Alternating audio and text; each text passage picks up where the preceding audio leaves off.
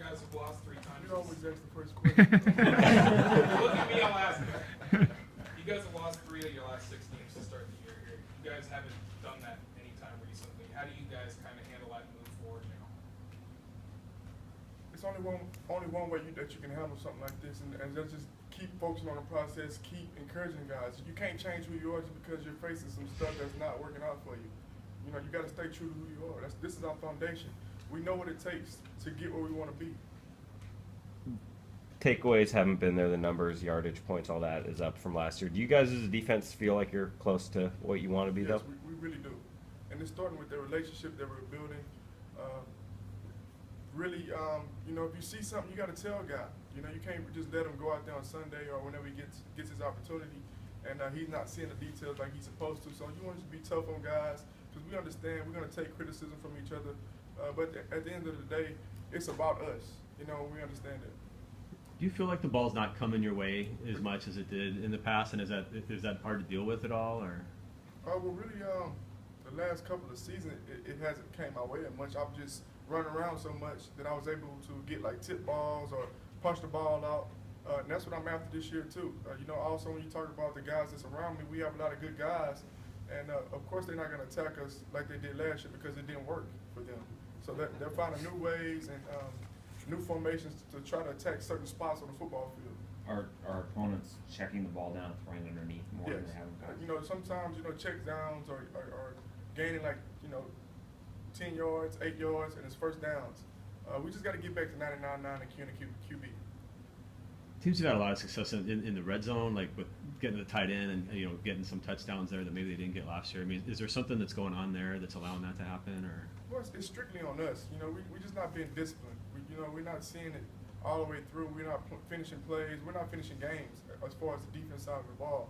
You know, we used to have so much confidence as far as if it's 10-0, we feel like we're going to win. You know, we just got to get that mojo back and understand, you know, we're going to get everybody shot.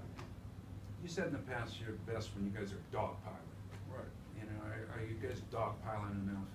Well, you want to get back to that. It's more than that, but, you know, that's what it kind of adds up when you have those guys and everybody's encouraging each other. Because in this scheme, you know, guys got to understand that, you know, if you play your role right, you allow other people to have success. And pretty soon, everybody's going to be hitting on all cylinders, and then all the special stuff is happening. The ball is coming out. You know, Cam is smacking people, and everybody's getting excited because everybody's really happy for each other.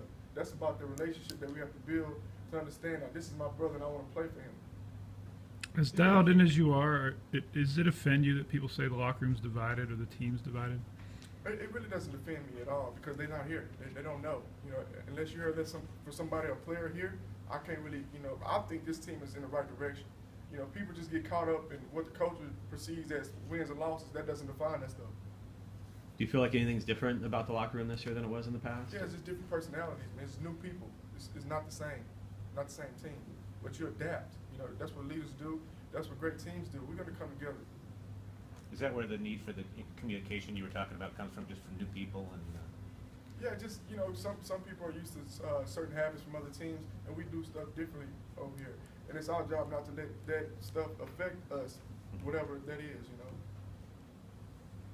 Earl, the fact that Cam's tied for second on the team in tackles with everything he's dealing with right now, how tough is this guy? He's tough. You know, he's tough. He battles. It was one play last game where he tweaked his ankle, and it was like woo, you couldn't really look at it. It looked like it hurt him seriously. And next thing you know, he's back out there playing through the pain. This guy does a lot of dirty work for this team, and he doesn't really get a lot of credit, but you know, it just speaks volume because a lot of days it's not the old school mentality. You know, I'm honored to play with a guy that has that old school mentality that I can feed off of. What's up with you and the Old Spice robot? Yeah, that was good. You know, I'm just trying something different. You know, I'm never gonna put myself in a box. You know, God gave me a lot of talents, and I just want to see what I'm capable of in all areas. Bobby Wagner's been a guy who's been really key to defending Cam the last couple of years with his speed.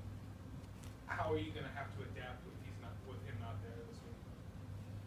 Well, I think to be totally honest, we struggled at times when Wags was in the game. You know, it's just about understanding what you have to do, your job description. You know, you got to be gap sound.